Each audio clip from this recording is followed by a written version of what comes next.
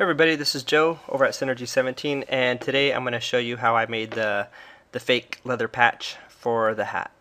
So I'm going to go ahead and start out with showing you how I did the design in Corel.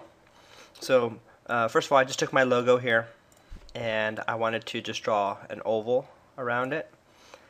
So you pick the size you want. I think I did 3.5 or something like that. I'll do 3.75. Okay, and then I use E and C to center it. So the way I did the stitch marks was I made a little macro here. Of course you can do this manually too. And what this does is I just wanted some fake little stitches around this circle. So I have it set on straight stitch. I say apply stitches, and then it creates this little fake stitch here. So that's all I really need to do there. And basically the graphic's done. The only thing I do for my laser is I tell this I want it to be a cut line. I tell the laser that I want this to be a scribe, and then I raster the rest. So what it's going to do is the laser's going to go back and forth and raster this. It's going to do it like it's cutting it, but it's going to scribe here, and when it's done, it's going to cut around this line. So anyways, I'll take you to the laser, we'll do that, and then I'll show you what I do for adhesive, then we'll laser it, and then we will press it.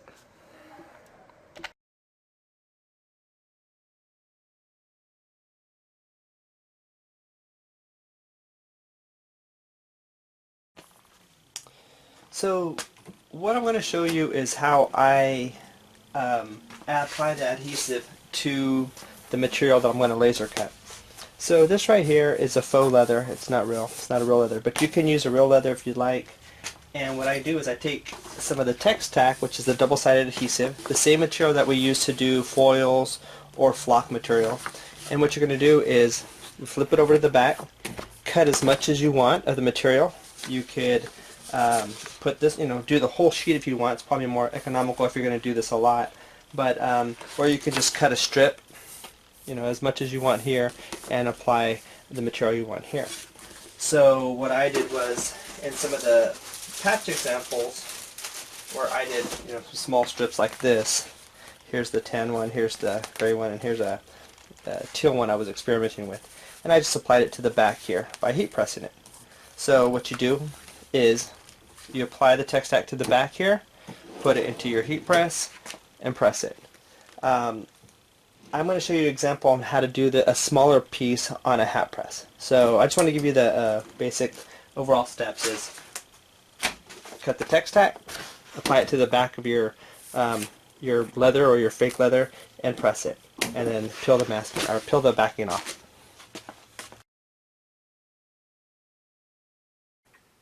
What I'm going to demonstrate here is how to apply the double-sided adhesive, the Textack, to the back of either your leather or your fake leather. So what I'm going to do is I'm going to put this here, the Textack, onto the back of this. So the Textack has a clear care. You're going to peel this off, throw that away, and one side is really smooth, and if you use your fingernail, one side's sticky. That's the glue part. That's the part we're going to apply here to the back of this. So it's your choice if you want to do it face up this way or face down this way. I'm going to go ahead and put a protective layer on both sides. Actually, I'm just going to kind of like make it into like a taco here. So I'm going to put this here, fold this around here, and press it this way. So I'm going to press it for about, I don't know, 7 seconds or so. Peel this off here, and you'll see that we have this part here, the carrier sheet, that we want to peel off. So I'm going to grab that, and I'm going to peel this off right here. So this is garbage, and this is what we want to keep. So now we have our fake leather, or if you use real leather, whatever material you want, and then we have the adhesive on it here. You see it's shiny.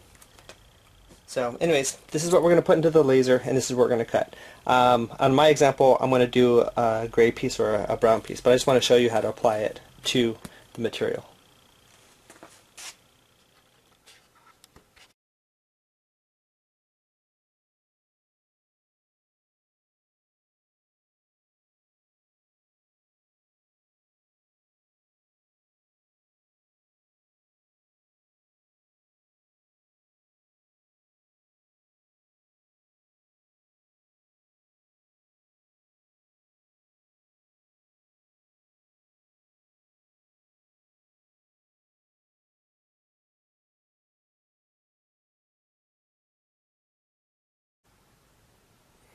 Okay, now that everything's done, the patch is cut.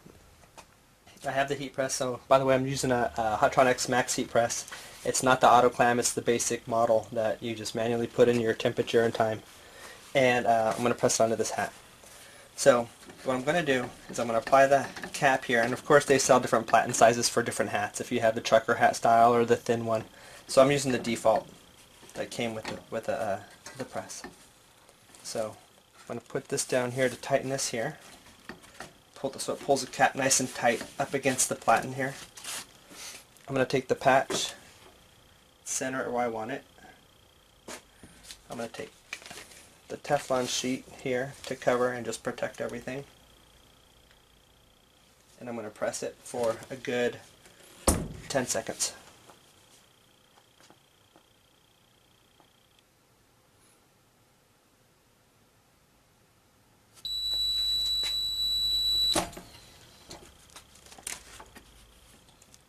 Release the cap.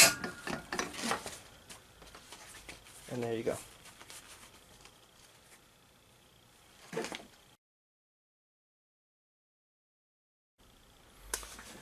So here's the final result of the hat.